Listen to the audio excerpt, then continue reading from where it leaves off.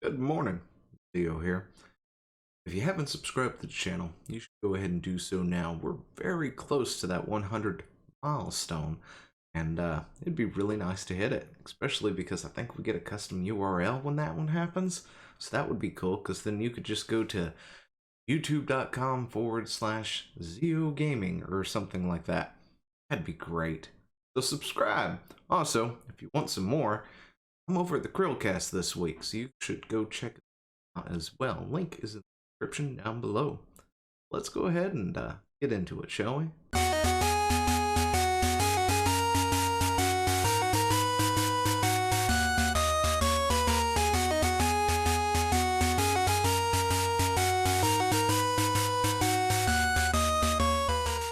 So here's the thing we hadn't talked about much. Google Stadia, we hadn't really talked about it a whole lot because, for one, I've been waiting to see what happens. I've talked to other people about it. Some people, they've had excellent experiences with it, which I totally 100% believe is the case. Because quite frankly, when it comes to something like Stadia, it purely just depends on where you live. Like, where I live? Yeah, I'm not doing it. Anyway, it just doesn't work so well out here in the middle of nowhere. But if you live in a city, especially if that city's got something like, I don't know, really, really super fast internet, it works a lot better for you there. Anyway, this is apparently some developers talking about Google Stadia and explaining why, they haven't jumped on board. Google Stadia currently, it's what, March or something right now? March 11th, March 12th, 13th, somewhere in there. And, Google Stadia still hasn't really done anything since the end of last year, if I can really remember. They were supposed to be launching their free version, and to be totally honest, I don't know if they did it or not. I know everybody started talking about it at some point recently because they thought it was a new thing. That people were like, oh, Google Stadia is launching a free version.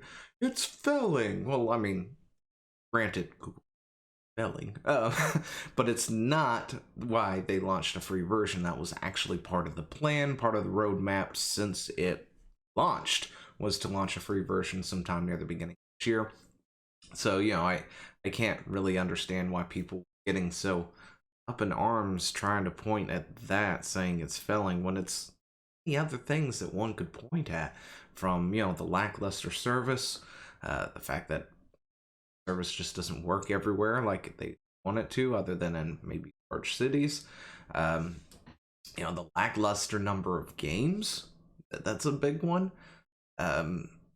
There's several things one could touch on when it comes to Stadia about why it's failing, and this is just another one to tack onto the list. We've got a couple of developers here, has to be named anonymously, anonymity anyway.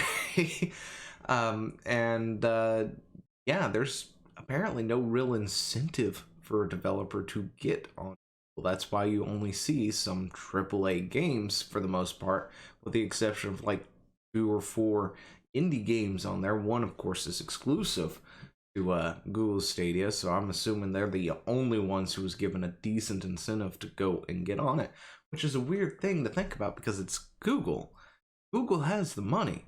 There should be no reason why they didn't go the Epic Games route like I thought they would have, and just, yep, we're gonna poach you, we're gonna poach you, we're gonna poach you, we have the money for all the costs, we're gonna poach you, gonna poach you, gonna get you, gonna get you, gonna get you, and force their platform or their service to flourish that way, just like how Epic Games did. They came into the scene, and I was pretty optimistic about it, going, this could be good for things. But then they came out with a, their service is like 1,000 times worse than Steam, and that's just in terms of functionality and what they offer.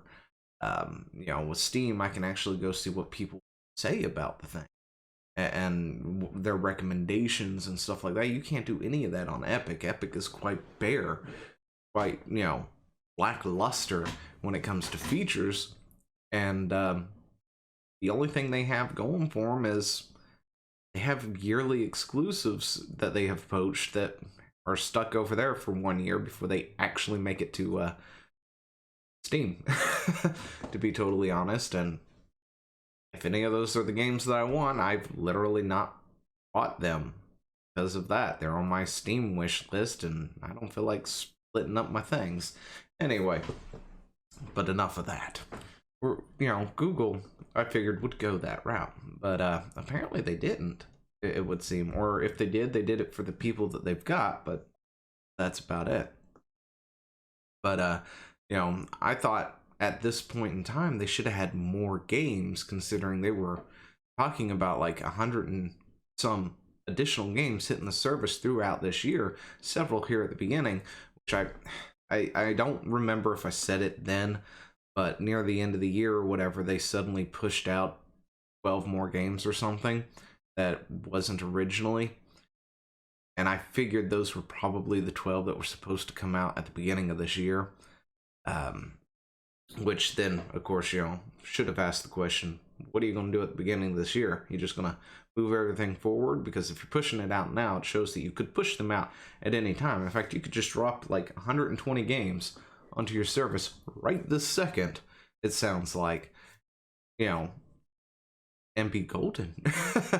But that's not.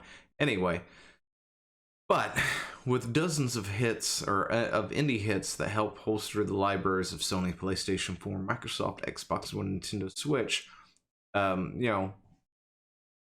where are all the games at? Especially the indie games. But these games have become crucial to the success of new gaming platforms. Yet, of the 28 currently available Stadia games, just 4 fall into the indie category. Okay, so it's four indie games. One of those is exclusive to Stadia itself. There's only 28 games like Assassin's Creed, Tomb Raider, and such. And a platform does need the indie stuff. You go to Steam, and there are thousands of different little indie titles. Some are gems, some are not. Some become critically acclaimed, some fall to the wayside, and nobody ever really sees them or anything. But yeah, you need indie games to sort of fill out your library. And with so many of them, it shouldn't be too hard to do. However, if you don't give them any incentive, especially with a new platform that has no player base, really, not a prominent one anyway, you've got to give them something. That's why Epic did what they did and offered lots and lots of money to people to come over there, because when they became suddenly getting Epic exclusives, people were forced to download Epic only to get a hold of it. The problem is, I don't see Stadia getting the kind of exclusives that Epic did. I mean, I bet they could if they threw enough money at it, but anyway. According to the developers and such, we were approached by the Stadia team. Usually with that kind of thing, they lead with some kind of offer that would give you an incentive to go with them. But the incentive was kind of non-existent, they said. That's the short of it. Which, wow. I'm actually really surprised that there is no real incentive for people. You'd think Google would definitely have an incentive there, going, hey, look, we promised to pay this much, this much, and then this happens, and yada yada, and but apparently they're not doing any of that. It's that there isn't enough money there. It's that there isn't enough money there. One publishing executive we spoke to said the offer was apparently so low that it wasn't even part of the conversation. And when you don't got anything to offer these people to actually show up to your party, essentially, I don't know what for anybody to expect at that point. Seriously.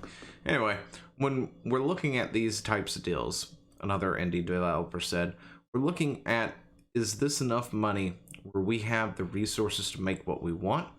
Or is this an exclusivity deal that gives us security? Again, this is why Epic has poached so many, why the term Epic exclusive is a thing. they threw a lot of money, and I am willing to bet that Google has more money than Epic. I'm just saying. Google is owned by Alphabet, and they have all the money in the world to just throw at things. You can see it at the numerous things that Google have started and then shut down, and it just didn't go anywhere. It fizzled out. There's a huge list of them. But anyway, there are platforms you want to be on because they have an audience and you want the reach, or you want to reach that audience. That's what Steam is, or that's what Nintendo Switch is. They have big groups on their platform, and you want to be with those groups so they can play your games. Exactly. And again, I'm gonna go back to Epic. Epic didn't have that. I mean, they had a huge fan base, actually, to be honest, because they only had like a big game that everybody was playing. But besides the point, they did bring in a bunch of exclusives as well, which forced people to go to their service. If you could see yourself getting into a long-term relationship with Google, one developer said, but with Google's history, I don't even know if they're working on Stadia in a year. That wouldn't be something crazy that Google does. It's within their track record, which of course is something that everybody else has said too. Stadia, it looks terrible. It does terrible. Sure, it's smoothed out a little bit, but at the same time, it's Google doing it. Google doesn't have the best of track records. I mean, shoot, Google has done a lot of things that I was like, oh, that would be cool. And then suddenly you stop hearing about it, and then it's non-existent afterwards. But yeah, with Google, it's easy to look at them as, well, it's Google. If anyone's going to make it work, it's them. But they failed a ton in the past and walked away from major services. I don't know about that one. I mean, you can have that opinion. If anyone's going to make it work, it's Google. No. I think if anyone's going to make it work at this point, it's Xbox and Microsoft. And if people would get on the ball with GeForce Now, Nvidia could actually do something that's worthwhile. That's another thing for another time. Anyway, the publishers and developers we speak with regularly are very... Sorry, we've left the developers. We're talking about Patrick now. Patrick is Stadia's representative, and of course he's got favorable things to say. But the publishers and developers we speak with regularly are very supportive and want Stadia to succeed. It is also worth pointing out that not every publisher has announced their games for Stadia so far, and more games will continue to be announced in due course. He also went on a list of all the major publishers that Google is working with, including major companies like EA, Bethesda, Ubisoft, 2K Games, and Rockstar Games. So, look, again, let's go back to the indie thing. You can't make a service just based off the major platforms like EA, Bethesda, Ubisoft, 2K, Rockstar, and all those. You've got to bring in the indie developers if you want your platform to succeed. And paying for things a la carte, of course, the way they're wanting to do it, is not exactly the best business model for what they're trying to do. Especially when it's Google and the service could literally be gone overnight. You wake up the next morning and I know you just paid $60 for Tomb Raider or whatever, but Google decided to close up shop and shut down the service while you were asleep. You're out that money. So that's another big problem with this, and being Google. Google can make and break it. Anyway, I think that's where we're going to end it here. Let me know what you think about all this down in the comments below, and I will talk to you later. See ya. Hey, thanks for watching. Don't forget to leave a comment, smash that like button, and always subscribe for more. And of course, there are other videos floating around somewhere on the screen, so click one of those and see if you can find something that suits your fancy. Till then, I'll see you later. Bye.